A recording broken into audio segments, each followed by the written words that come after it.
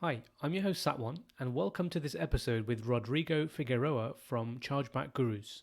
If you'd prefer to listen to this episode on your podcast app, simply visit thepayments.show in your web browser and you'll get a list of all the episodes with links to Apple and Spotify. If you would like a PDF transcript of the episode, please visit thepaymentsshow.substack.com where you'll be able to download it. Thanks and enjoy the episode.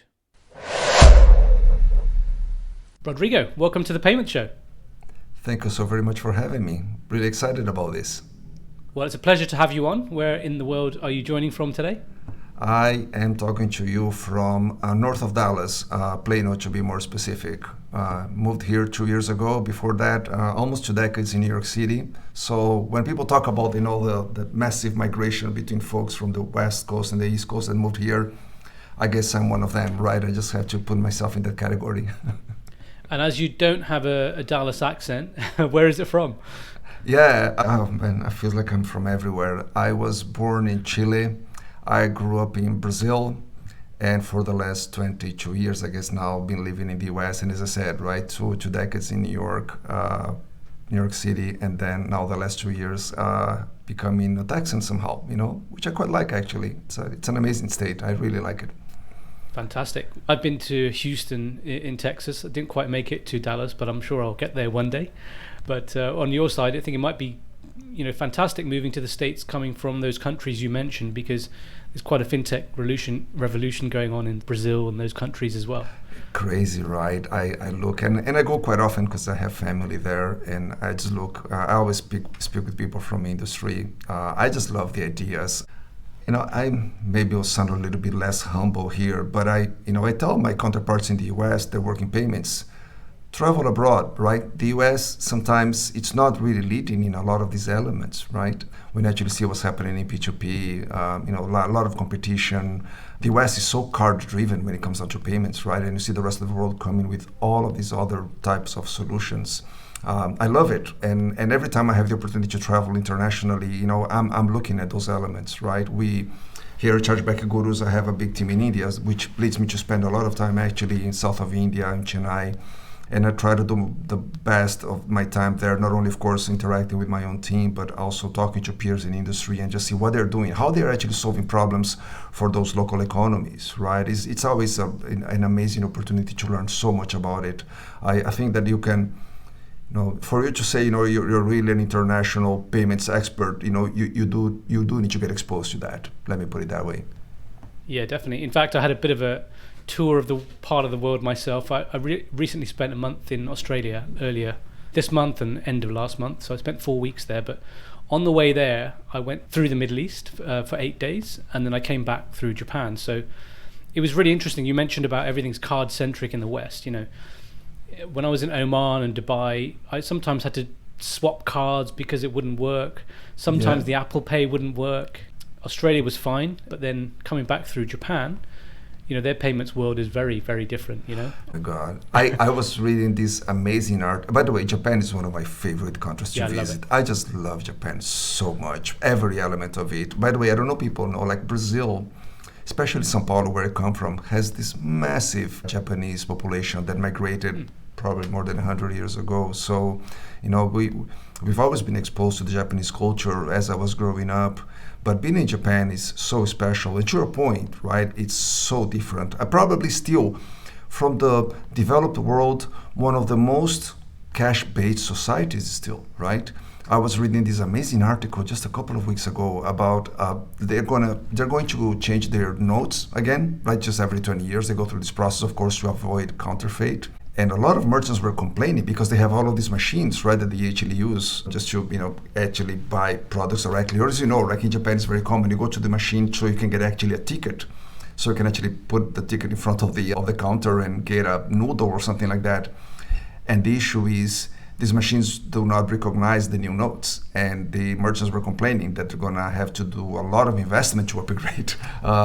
So again, right, fascinating world out there when it comes down to payments, and Japan is just another great example. I love their ATM machines. They're like a video game, and they make really cool sounds when you withdraw the money or select how much you want to withdraw. It's excellent. In Asia in general, I may be biased because I just love the region, but I feel like I'm always having fun, and they always do things a little bit more interactive, right? It's like they really try to engage you and gamify everything that they can, right? No surprise, they have some of the best games in the world. Good stuff. Well, I'm sure we're going to have some great conversations, some more about the world and how it's working with payments. But I'm going to give you an intro. It feels like we've been talking for ages already. So, Rodrigo, you're the Chief Operating Officer at Chargeback Gurus. And Chargeback Gurus helps businesses to prevent chargebacks and recover more revenue with the flexible technology solutions that you offer. And now we're going to drill into the specifics of your solution a bit more later.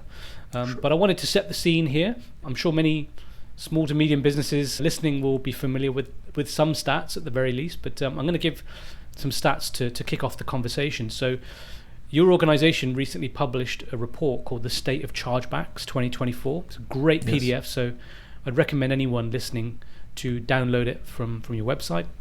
And some really interesting stats that I picked out of there. So the chargeback transaction sizes are increasing, and I found it really surprising that the chargebacks are actually higher for mid-market businesses compared to just businesses in general. So it was $237 for a chargeback for a mid-market company versus $169 for businesses in general.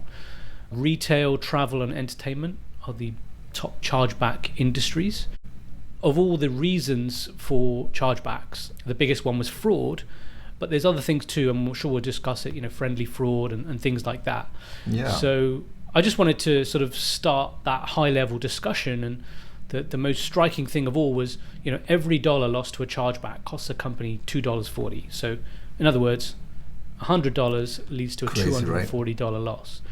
So, just burning money every day all around the world. So, yeah, I'd love for you to maybe touch on what I mentioned there as a bit of an intro, and also to give us a background of your company and how and why you're operating in this space. Yeah, no, let's talk a little bit about these stats because they seem quite scary, and then I can tell you a little bit more, of course, what we do to help these merchants navigate this, difficult world right now, which is, the world of disputes in general.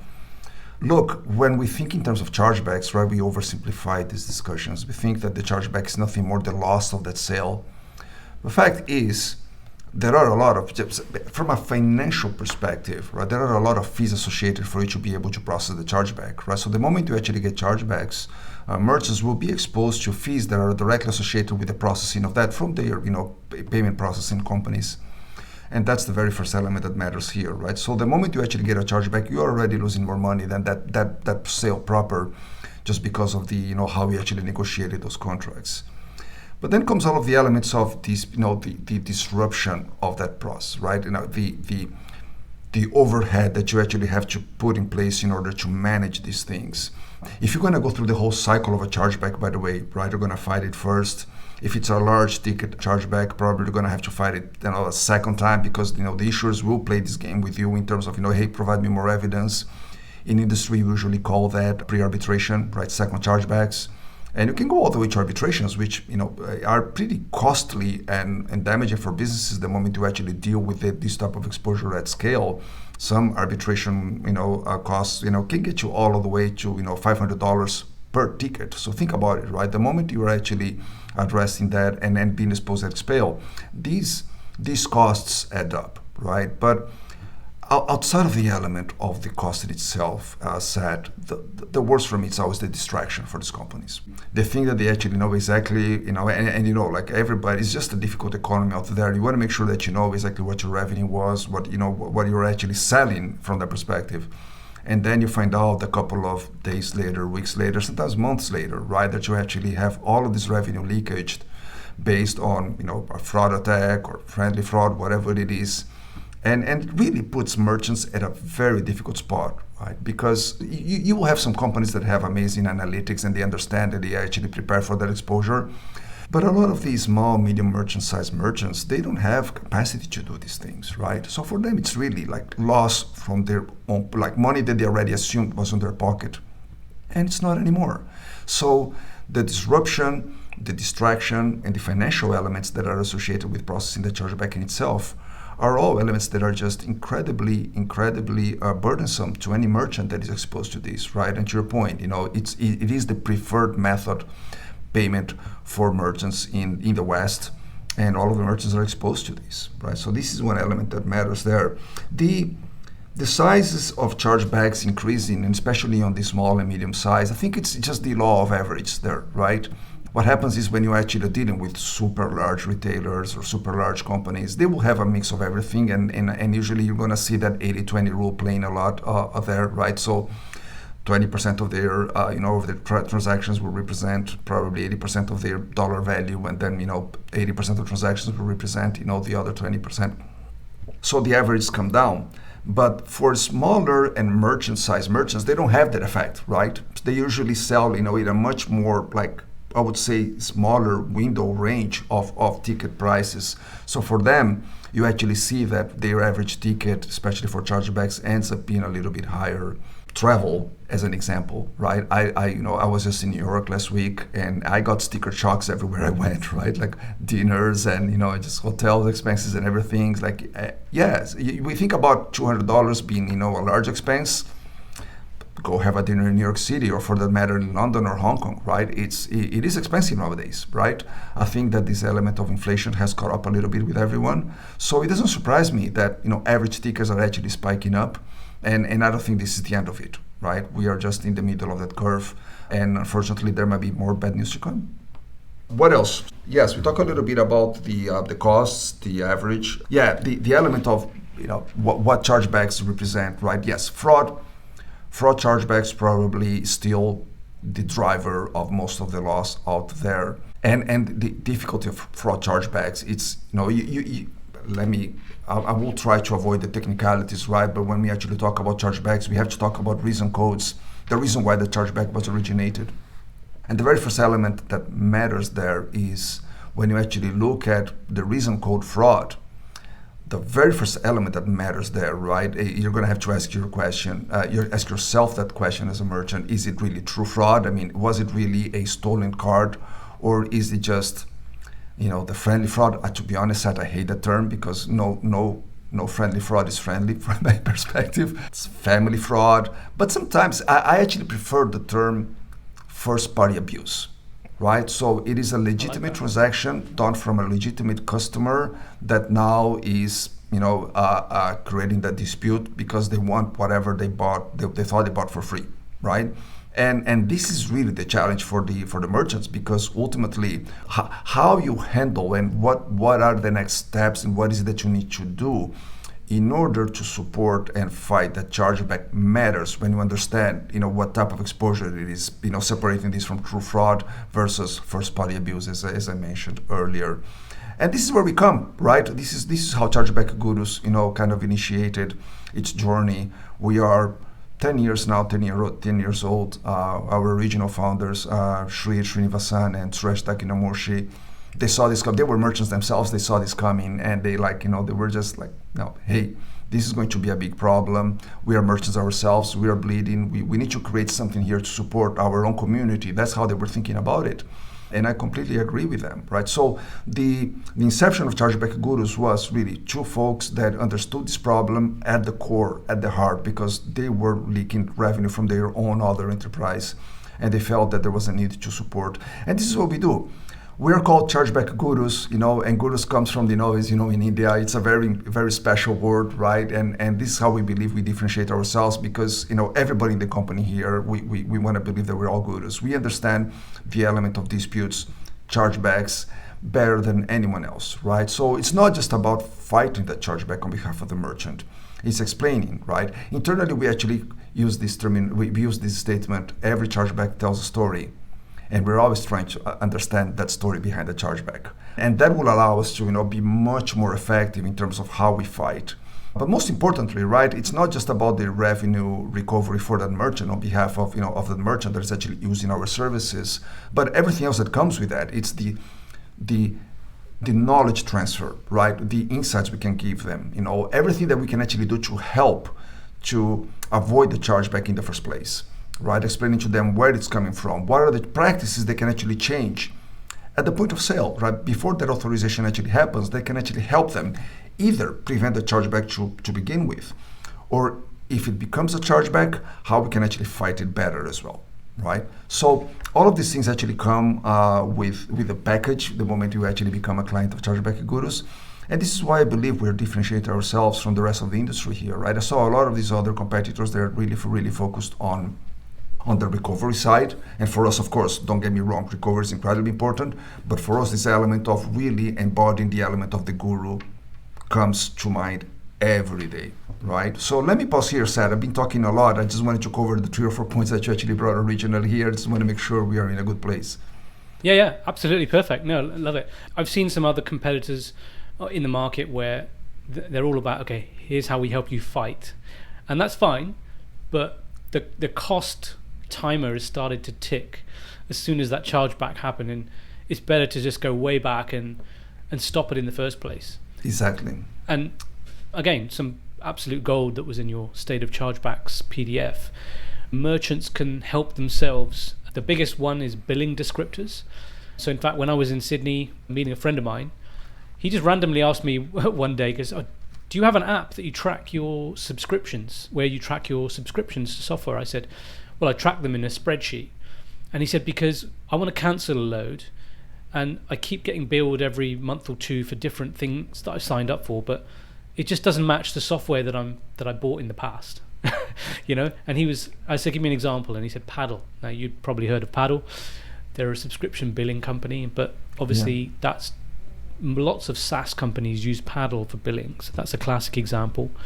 But also things like clear language and policies. You know, young people, I notice in your report, they perceive friendly fraud as harmless if something wasn't as described or whatever. So everything just interlinks, doesn't it?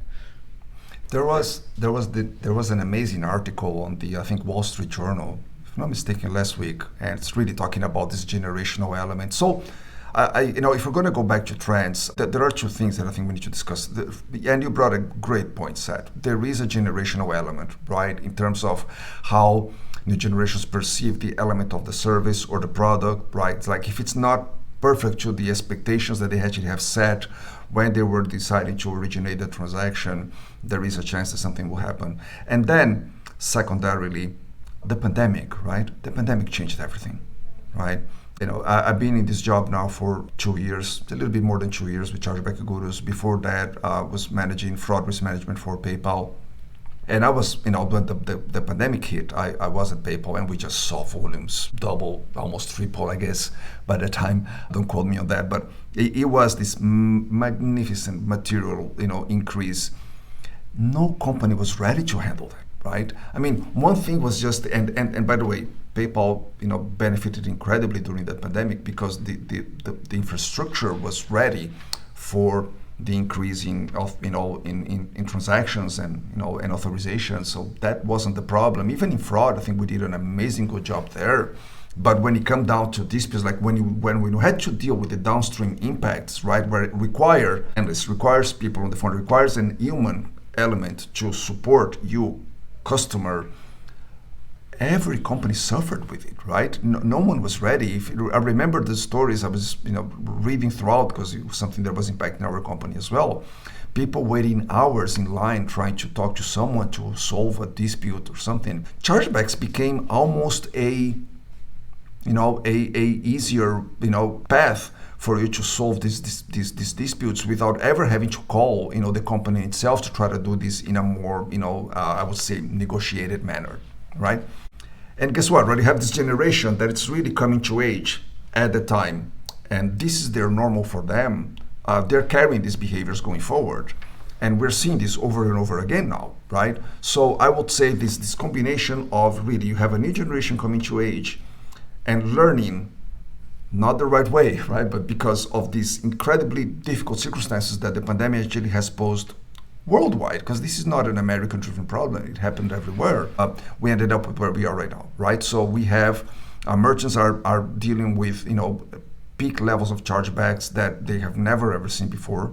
Was talking to someone actually last week from a representative to one of the networks, and over dinner, and he was just saying that it doesn't really matter. Like they are so focused on reduction of chargebacks, better experience for clients, and he was almost like with that defeatist, face on, saying, it doesn't matter what we do.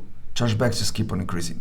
and it has to do with that, right? Because it's not policy, right? It's behaviors. And how do you control behaviors? It's an incredibly challenging environment out there for merchants, I can tell you. And if I have to say that, just to finalize, as I said, I'm going to go back to what happened after the pandemic. Yeah, no, I understand. And to be honest, customer service, especially in the UK and the US, I think was pretty poor before the lockdowns anyway. And I think this just put fuel on the fire, because I would argue that call centers have never been properly staffed. But then you add everything that happened for 2 years, it just blew the whole system up, didn't it? Very true. Very true. And by the way, we tell that to our merchants all the time, right? Look, there is the fraudulent stuff, which is a different problem, and you have to handle it with good analytics and sometimes a fraud tool, management in front of it. But then when it comes down just to regular customer disputes, to fees, if you're in travel, right, you're always dealing with additional fees that you're paying. It just explain to your customers, right? But look, to your point, like, which company is not understaffed, right? And it's not just call centers, right? Go to hotels, I love how, hotels now, you have like this idea of select service, right? It's like there's one person manning the whole thing. It's a one-man operation nowadays, right? And you go to even these bigger properties, right? No one has time to explain anything anymore, right? Everybody's stressed. The experience is not there, right? And then when you feel like something happened and you need to dispute, you feel like, hey, why would I even bother, right? Like, this company has not set up capacity to deal with my problem in a way that would make sense. Therefore, I'm going to use the other resort that I have, which is, by the way, let's think about this other element, right? So the merchants had this issue with not setting up right capacity to deal with these disputes. And then you have the other element, which is, oh boy, like, you are 2 clicks away from filing a chargeback on your own mobile app nowadays. So it's that easy, right? Maybe I'm going to date myself, but I remember a couple of years ago where you actually had to call, someone at the bank, and you actually sometimes had to file an affidavit, right? You actually had to sign a document to say that, this was actually a dispute that, a transaction that you don't recognize. Those days are gone, right? So that attrition that existed in the past that would actually make you think twice if you really want to solve that problem using that method, it's gone. And that has made the problem just much worse for merchants, because, again, no attrition on the front end and a lot of problems on the merchant side with customer support, the right level of customer support, let me call it that way, right? Yeah, that needs to be a subsidiary of your company, just business coaching. Look, if I'm not mistaken, it is on our paper as well, right? We tell customer service matters, right? Yeah. By the way, to your point about acceptance, about that. We talk about attrition, but think about the other side of this, right? Returning customers. Customers, when they like the product, when they like the service, of course they come back. We tell them all the time. So don't underestimate these elements of the service or the product, because they will make a huge difference for you to have those customers on the long run. Yeah. I want to challenge you on something related to the dinner that you had the other day with the executive that you mentioned. He said that fraud just keeps going up no matter what we do. Why haven't solutions like digital wallets like Apple Pay, 3D Secure, chip and pin, they were all designed to slash fraud or eliminate it. To remember RoboCop phrase, the end of crime in 30 days. Exactly right. Why hasn't this done that? I mean, we've just had so many. I mean, nowadays, for me to approve anything online, unless I'm at home, where there various e-commerce shops I deal with know my MAC address and all that stuff. If I go anywhere else, if I'm at a friend's house to buy something on my phone or whatever, it's such a hassle to put in all the security codes that I just wait till I'm back home so I don't have to do it all. But just generally, why is that executive and millions around the world still having this problem with all this investment? I'll go back a couple of years. Actually, look, so I'm going to date myself again. The good old days. I was actually at Citibank when we were in the process of finally implementing chip in the US. And as you know, in the US, we did not even go for chip and pin, right? Just chip. And I remember seeing a graph, right? And that was actually quite impactful. And I might botch the exact number, but the point's not the number. It's just the message that I wanted to send here. if you actually measure fraud overall on a country or in a region, right? And if I remember, this was North America, and fraud, like overall over total volume of sales, was hovering somewhere between, I think, 14 or 16 bips, right? Basis points. And it did not matter what you do, that number remained the same. Now I remember, this was actually Canada, because Canada actually implemented chip way before the US, right? And the element there was the number remained exactly the same set. The difference was how fraud has evolved in that specific country, right? The way I actually like to call fraud sometimes is just like an air balloon, right? Like pick in your hand, you put pressure on one side and the air moves to the other, and it does feel a little bit like that, right? Of course, there are a lot of solutions out there that make the process so much safer nowadays, right? To the point about wallets, how many layers of authentication, right? And sometimes you still fail. But fact is, you have not tooled the whole ecosystem to operate at that level, right? We see the numbers increasing, but fact is, just the other analogy we can use here, right, is usually, when you see for a guys that likes to steal cars, there will be 4 or 5 cars there, right? He's gonna go for the car that probably the door is open, that probably has no lock there or something. It's the same thing in fraud, right? The fraudsters are always looking at the weakest link.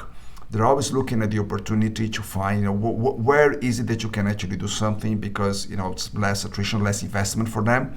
And with that, of course, be successful, whatever they're trying to do.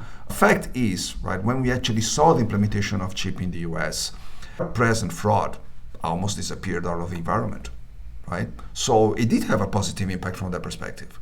However, what we saw is that all of the fraud that was actually happening in the card present environment all of a sudden shifted to the card not present. And let's face it, like no one was ready, right? Merchants were not ready. So all of a sudden and by the way, the other element that made this problem worse for merchants was that, when you actually, and again, I'm gonna get a little bit technical here, liability shift rules, right? Because the way it actually worked on the card present side, the rules are very, very different for the card not present, right? And the way it happened was, because of this, all of these bad elements now focusing on the online side, on the e-commerce side, it led for merchants to be much more exposed to loss because of how the liability rules actually impacted, the whole ecosystem. To your point, I think we keep on adding all of these tools, these solutions, the analytics, the fraud detection, but it's not a homogeneous environment, right? You have companies that have amazing technology, amazing capacity, great user experience actually, and to be honest, they're doing fine, right? Some companies actually manage fraud incredibly well.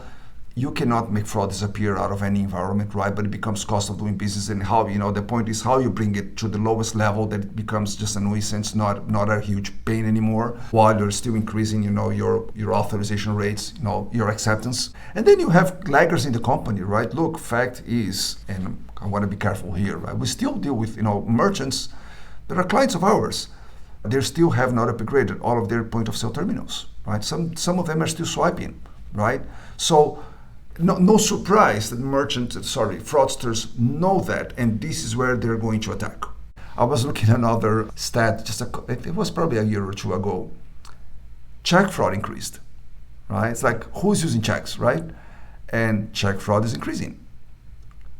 And it's the exact same reason, right? You cannot put controls on checks. That's probably one of the most analog and old processes, in order for you to, make a payment. And guess what? Yes, the moment you actually add all of these elements to other forms of payment that become incredibly difficult for you to do something, to defraud, you're going to move to the other systems. So I'm saying all of this because I am overall, I'm probably optimistic. I think we're going in the right direction. But fact is, right, it takes years, might take decades before you actually see the whole ecosystem really capable of managing this, right? So let me actually rephrase that. I am optimistic that in the sense that payment fraud overall, right, becomes lesser and lesser of a problem eventually, because you will actually see, right, the whole industry moving higher and higher into using the right capability to solve a lot of these problems. But I'm not optimistic in the sense that there will always be these people that actually commit those crimes. they're not going to become good people overnight, right? They're never going to become good people, right? They're going to find somewhere else, right? And fact is, you see these, issues of fraud also spiking up in insurance, in government, right? Look at actually what happened during the pandemic. I was here in the US, and we had all of these, different programs that, to help, just merchants and people, during these difficult times, when pretty much all economies got shut down. And there was so much fraud, right? Application fraud that was actually happening. And the US ended up paying the bill for that, right? That they got exposed to billions of dollars of losses that was supposed to go to help people during, probably one of the worst hardship moments they ever had in their lives. Fraud will always exist, right? It's almost like, it's part of our nature as humans, right? And that's the negative part, right? But overall, as I said, right, I find the payments industry to be, of course, on the forefront of it because they are mostly exposed to this. So they try to do the best that they can. But it's, as I said, it's especially the card payments industry, right? It's so distributed, which, in my opinion, it is a strength, right? Because you have this, collision of ideas and, and competition. This is amazing for the industry, right? But it also means that for you to be able to, get everybody to the same level, as I said, might take years, if not decades, right? So we will keep hearing about, at old school attacks, we will keep hearing about, pressure here or there, specific industries. That doesn't mean that the wallets, the Apple Pays, the Google wallets, they're not working. They are. As a matter of fact, you actually see that, when you actually look at the transactions associated specifically with those forms of payment, fraud is much better controlled. Great. Well, I want to talk a bit about the future later on, but I want to first of all get to your solution because we can talk all day about stories. I'm sure some amazing ones. Sure. Yes. I had a look at the main industries that you serve, the most popular ones, I guess. Insurance, telecom, travel, hospitality. There's a whole bunch here. Really wanted to understand from you, who is your ideal customer and how easy is it for them to get started, to engage with you and hit the green light, go live button? What's that whole process look like? Yeah. So at the most basic levels, right? If you are a merchant, you accept cards, right? And you do have chargebacks, you are a client that we can help, right? And as a matter of fact, within our spectrum of clients in our portfolio, we deal with S&P top 10 S&P, companies. Of course, some of the largest merchants in the US are our clients. But then we also have like very small merchants that have, probably just, a couple of dozen chargebacks a month on our portfolio as well. Of course, if it's just a handful and it's what I would say average ticket, you might not want to use our service because it might become too, it might not be just, cost effective for you merchant, right? But if you are a medium-sized merchant that, gets into chargebacks probably in the hundreds a month, we can help you, right? Because at this point, especially mid-level merchants, it gets to the point that they cannot manage it themselves anymore. And there are two elements that matter right there.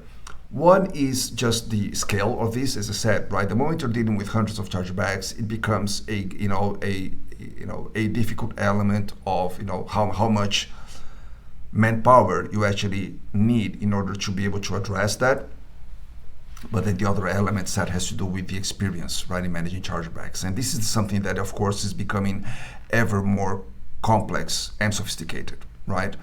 A little bit of what we discussed earlier, just even understanding, the trends, what is true fraud versus first-party abuse, right?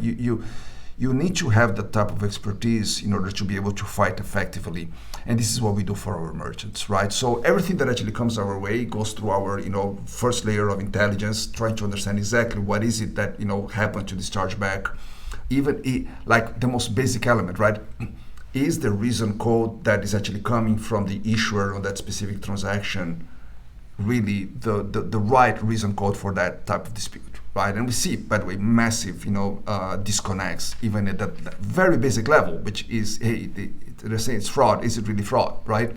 And you have a little bit of everything there, right? Sometimes it's the clients that cannot explain it directly to, someone who they're talking to on the issuer side. Sometimes they are being abusive themselves, and we know that that's actually happening. Sometimes it's just the banks that misinterpreted what the cardholder was actually saying. So all of this matters in the end of the day.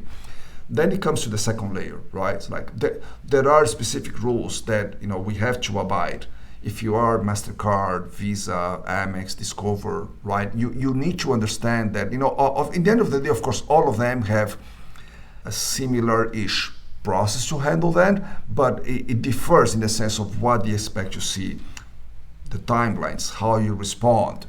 All of these things matter as well, right? So it has become really a game of specialism that a lot of, especially these small and medium-sized merchants, they cannot afford to handle this anymore. And to be honest, you even have, like, again, very large merchants that say, hey, this is a distraction to my core business. I don't want to do this myself. Let me actually bring people that solely focus on that. These guys are the experts. Let me, do a little bit of my own, self-promotion here. These guys are the gurus. And then, right, this is when we come in place. And this is exactly what we do, right? We will integrate with your processing portal. We will, pretty much understand all of these elements of exposure that you have with your chargebacks. We will process those chargebacks. We will actually work with you to understand what are the evidences that are required to fight those chargebacks, right, with success. So we're going to go through this whole process with merchants to, while we are integrating with them, while we are onboarding them, to make sure that, the moment we actually, on day one, we start fighting, we have the best strategy to make sure that we can do great by them, right? And as I said, there is a feedback loop there, right? Because at the beginning, we're fighting, but on the background, we are understanding. Why is it that this merchant is getting exposed to this type of chargebacks? What is it that they can actually do on their back end, on their point of sale, on their own practices, even on their terms and conditions, right? And we actually have told merchants, hey, if you change your term and condition here and you make it clear to the consumer, to the cardholder, right, when they're actually making this purchase, when they are prepaying for a service, especially in travel entertainment, right? Because a lot of it comes down to prepaying for your hotel stay, prepaying for your car rental. Terms and conditions matter. Right, so we are the specialists that can actually go back to those folks and say, hey, this is what you can actually do on front here. First thing that happens, you can actually avoid the chargeback to begin with. But even if it comes, you will be so much better positioned to be able to handle that, right? In car rentals, again, right, you have this massive distribution in the US, right? Some of these large, car rental companies, they have, thousands of stores distributed across all of the US. Guess what? Fraud is not similar across all of these different stores, right? We would actually see higher levels, lower levels, depending on what geographical part of the country you are.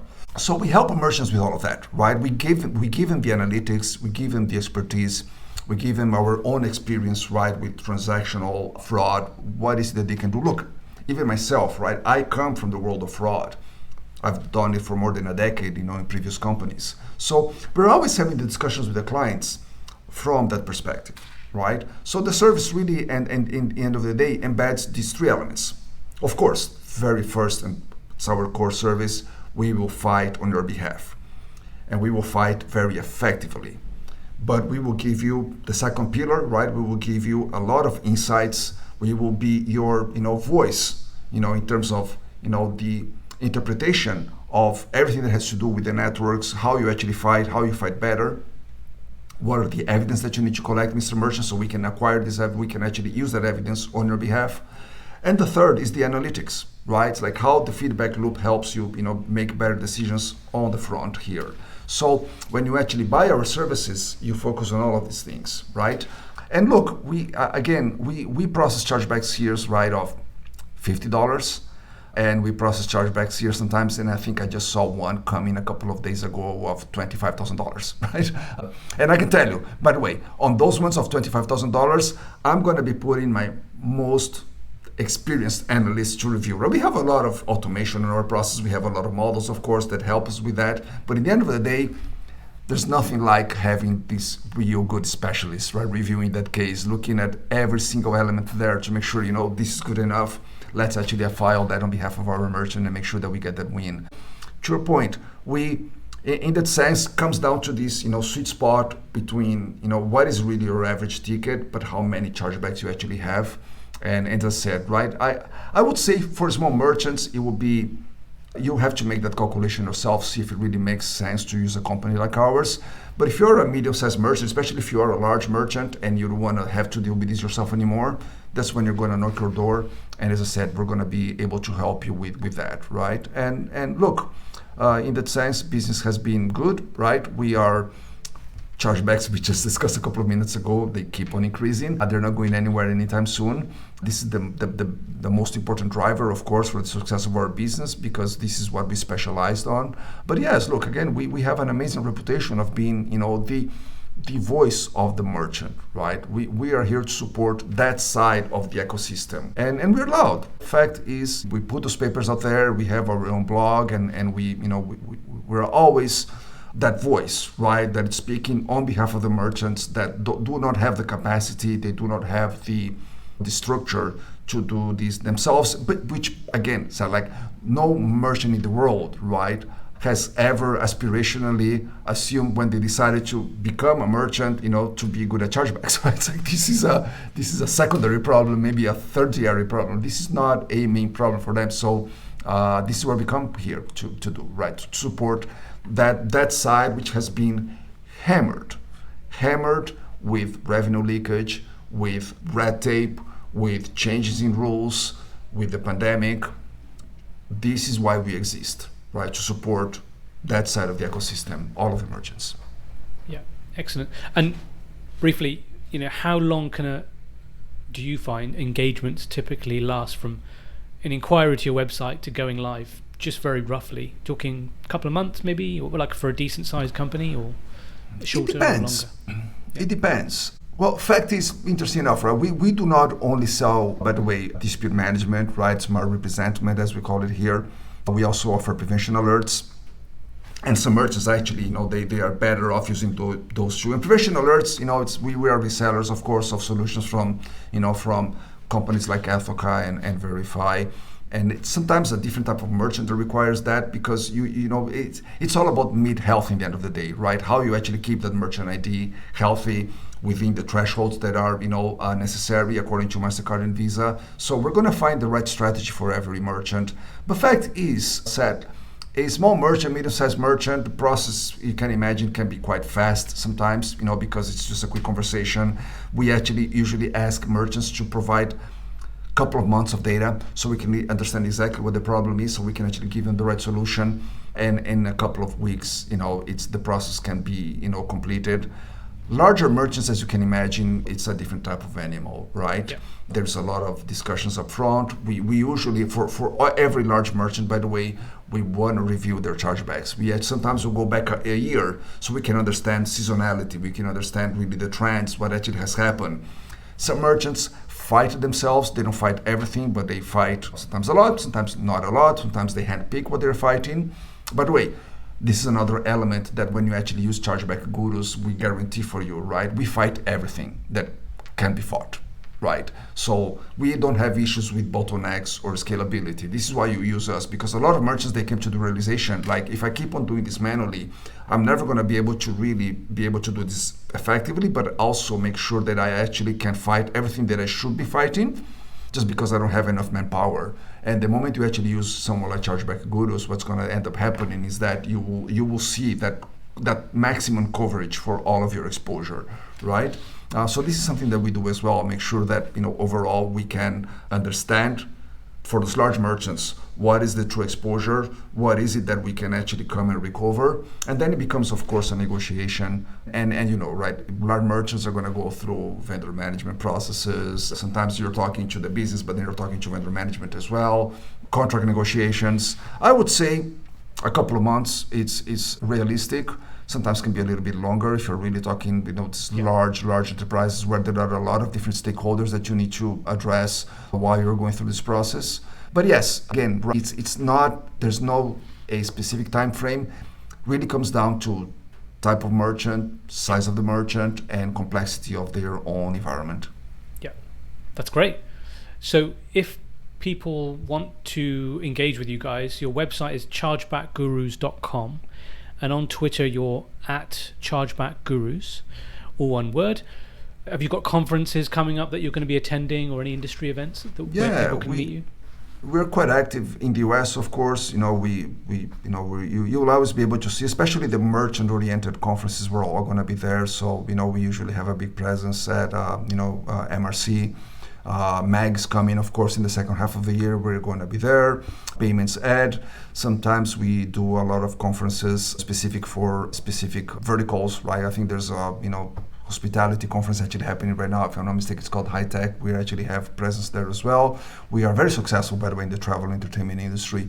Have an amazing reputation there. Our win rates actually, right, fighting on behalf of car rental companies, travel in general, hospitality are pretty darn good. We try to invest a lot in making sure that merchants know how we can actually help them in that space. So I would say a lot of these conferences where they're very merchant oriented, we are usually there. We're all of them actually, and chances are, if you step by the booth, you're going to see myself or some of my colleagues. We really like to talk to everyone. And look, even if you don't want to do business with us, just come and have a conversation, right? Because maybe, we will learn a thing or two, or you will learn a thing or two. We love just to talk to the whole industry and see whatever, especially merchants, whatever we can do to help, we will always do, of course. Great. Now, half of the listeners to this show are in the States. What markets do you operate in around the world? Look, to be very honest, the business is based out of the US. We grew in the US, so this is our core market, and it shows on our numbers. But we are international, a company for all intents and purposes, right? So pretty much any large market where you actually have exposure to chargebacks because you have card acceptance is a market where we can support you, right? So we have clients in Europe, we have clients, you're talking about Australia, we have a very large client, in the travel entertainment space in Australia that we support as well. Our point is chargebacks are universal in the sense that this is actually something good, right? Chargebacks are universal in the sense that any market that accepts cards, will have a process that, it's very, very similar actually. So our capacity, our technology, our know-how and insights, they can be applied anywhere in the world where the problem exists for merchants, right? Originally, our business has been focused in the US. Fact is, we can support any merchant internationally if they actually have the same problem. And as I said, we've been quite successful now acquiring a couple of companies in Europe. A little bit of exposure in Asia, a little bit of exposure in Latin America as well. Latin America is tough, sad. It's just very difficult as well. There are some laws that also prevent merchants from recovering some of those exposures because of consumer-related, laws that don't benefit the merchants, even when they should, because they have the right, the reason on some of these cases. We always. When we talk to merchants in Latin America, we're very careful and very explicit in the sense of what is it that they need to do up front to prevent. Because Latin America, the game is really prevention. But then again, right, if they really end up with a big exposure in chargebacks, something we're going to be able to help them as well. Great, good stuff. Well, thanks for that. I want to finish off as we get to the end on some fun questions. I'd love for you to talk about sort of predictions for the next 6 to 12 months in the payments world. One thing I saw recently, I think Visa announced, or they officially decided, okay, we're getting rid of card numbers. Now, they did say that it's not going to happen tomorrow. Yeah. So they did say, obviously, that it's not going to happen tomorrow, but it's more that they've drawn a line in the sand, the beginning of the end of card numbers. Maybe you could talk about that a little bit, and what do they mean by that? And how will payments work for a lot of folks in the West after that?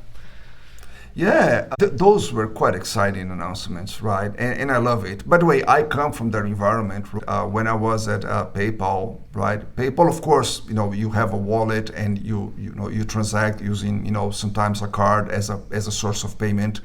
The fact is, when you were in that ecosystem, everything's kind of tokenized, right? PayPal doesn't need a card number in order to settle transactions, and I think that the rest of the world is actually moving in that direction. Fact is, right, card numbers were a feature of the system when we were in analog days, right?